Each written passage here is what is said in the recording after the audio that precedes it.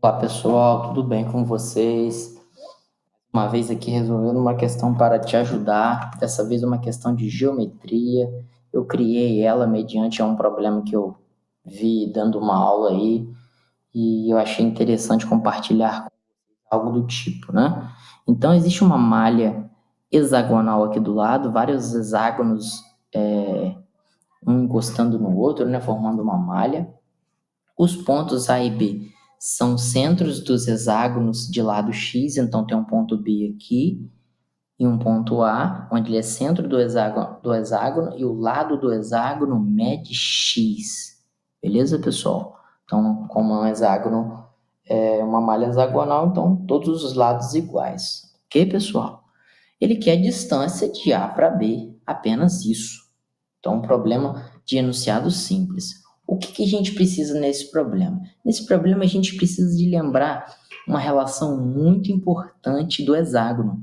O hexágono é uma figura geométrica formada por 6 triângulos equiláteros, visto que eu tenho que um círculo ele tem 360 graus, se eu dividir ele por 6, eu vou ter 60 graus, ok? Então, para cada traçado que eu fiz aqui vermelho, ele vai medir vai ter a mesma medida. Então, vai ser triângulos isósceles. Como o ângulo é 60 graus aqui, por exemplo, logo os outros dois ângulos vão ser iguais e, consequentemente, iguais a 60 graus, ok? Eu já dei uma aula falando exatamente sobre isso, sobre essa característica. Você vai ver a descrição dessa aula o link dessa aula na descrição do vídeo, tá, pessoal? Confere lá, falando especificamente de hexágono, uma aula bem interessante. E esse é o segredo, formado por vários triângulos equiláteros, na verdade, 6 triângulos equiláteros. E o mais interessante dessa questão é o seguinte, acompanha aqui comigo, pessoal. Eu quero a distância de A para B. Quero essa distância, certo? Eu que não sou bobo nem nada, né? Vou fazer o quê? Vou criar aqui, como essa figura está inclinada, eu vou criar agora, né, um triângulo retângulo para achar essa medida inclinada, né? Ele vai ser um triângulo mais ou menos assim. Acompanhem comigo, pessoal. Certo, pessoal? Correto? Eu quero achar esse valor aqui. Ok? Então, vai ser muito simples. Eu vou calcular esse y através de um teorema de Pitágoras, certo?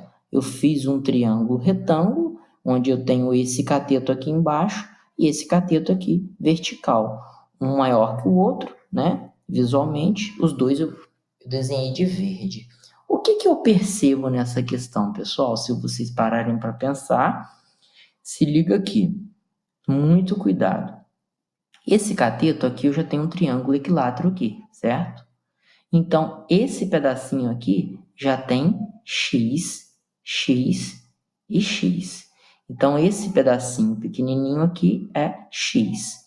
Esse pedaço aqui pegou o outro lado. Mais uma vez, x, ok? Aqui eu vou desenhar os triângulos equiláteros que compõem esse hexágono e vou perceber que, opa, fiz mais um x aqui, fiz mais um x aqui, e aqui eu não fiz o x todo, né, pessoal?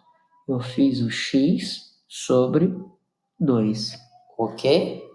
Logo, este cateto aqui, ele tem a seguinte medida, x mais x mais x mais x mais x sobre 2. Então, tenho 1, 2, 3, 4, 4x mais x sobre 2. Ok, pessoal? Essa é a medida desse cateto, certo? Já este daqui, eu tenho formando os triângulos equiláteros, certo? Só estou formando na vertical, propositalmente, certo? Aí eu vou ter a seguinte situação, né? Perceba aqui os desenhos que eu estou fazendo, né, dos triângulos equiláteros que compõem. Esses triângulos equiláteros que eu desenhei, ele não pegou o lado do triângulo de forma alguma, ele pegou essa medida do meio aqui, que é a sua altura, né? Então, aconteceu isso aqui, ó. Seja no triângulo de ponta cabeça, seja no triângulo normal. Ele pegou sempre essa medida aqui, que é a altura. E qual é a altura de um triângulo equilátero? A gente já viu em outras questões. É L raiz de 3 sobre 2. Ok, pessoal? E se a gente analisar na figura, marcando aqui quantas vezes apareceu essa altura, apareceu 1, 2, 3, 4, 5, 6, 7, 8, 9. Apareceu 9 alturas. Então, o cateto maior tem 9H.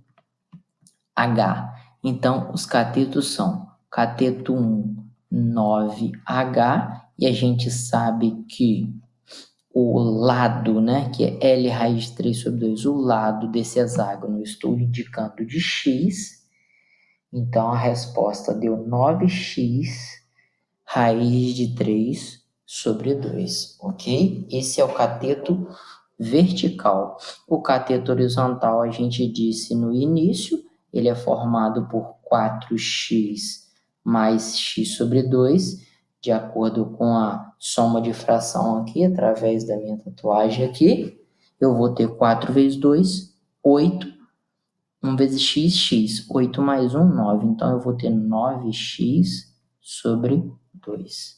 Ok, pessoal? Logo, eu vou fazer o teorema de Pitágoras, né?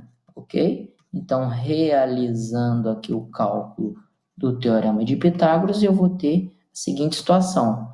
Chamei a hipotenusa de y, então eu vou ter y ao quadrado igual a esses dois catetos ao quadrado.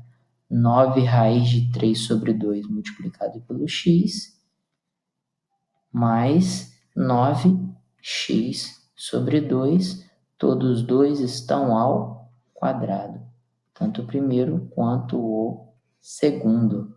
Então, eu vou ter a incrível marca de 9 ao quadrado, 81, vezes 3, raiz quadrada elevada ao quadrado elimina a raiz, x ao quadrado, sobre 4.